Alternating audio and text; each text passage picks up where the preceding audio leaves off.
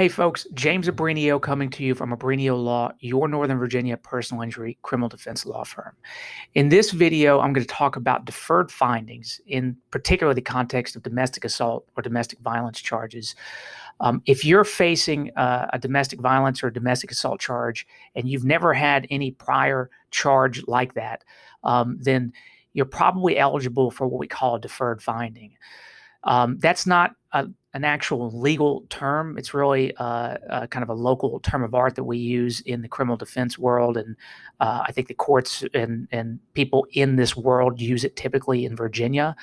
But essentially what that allows to happen is if you either plead guilty to domestic violence or you admit that there's facts sufficient to find you guilty, the court can, or you're found guilty by the court after a trial, the court has the authority to not actually convict you.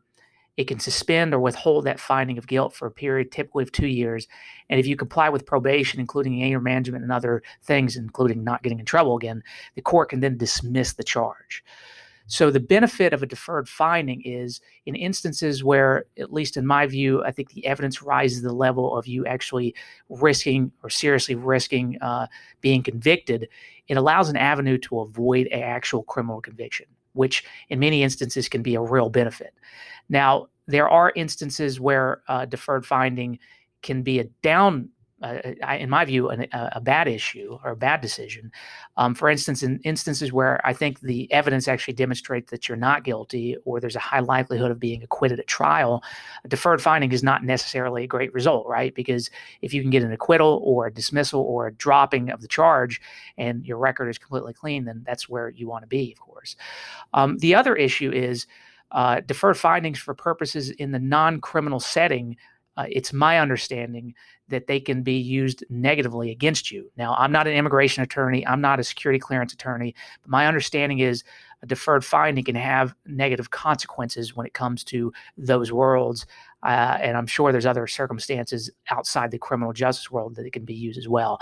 So typically, let's say you're not a U.S. citizen or you have a high security clearance. When you call me, my job is really to defend you specifically in criminal court. I'm not in immigration court litigating cases.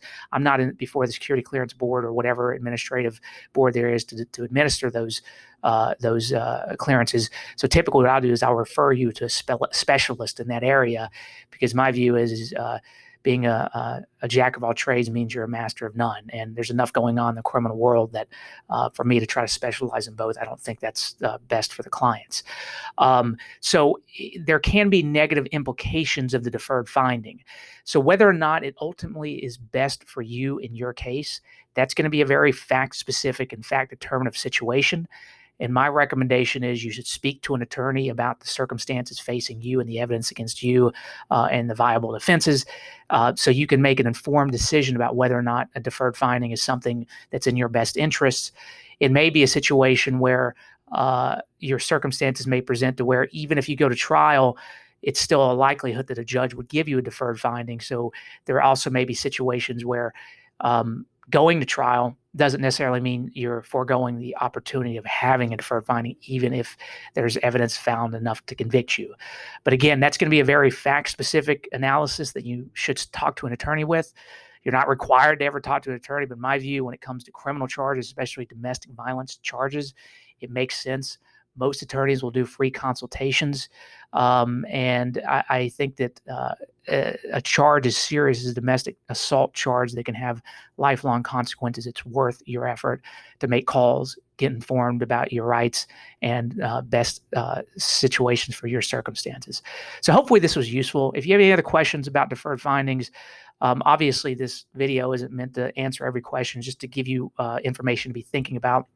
But also, if you have other questions about criminal law or domestic violence law or Virginia law in general, check out our website, www.abreniolaw.com. You can also give me a call, 703-570-4180. Hopefully this information is useful. I'm always inviting people to pose additional questions for me if they want videos shot.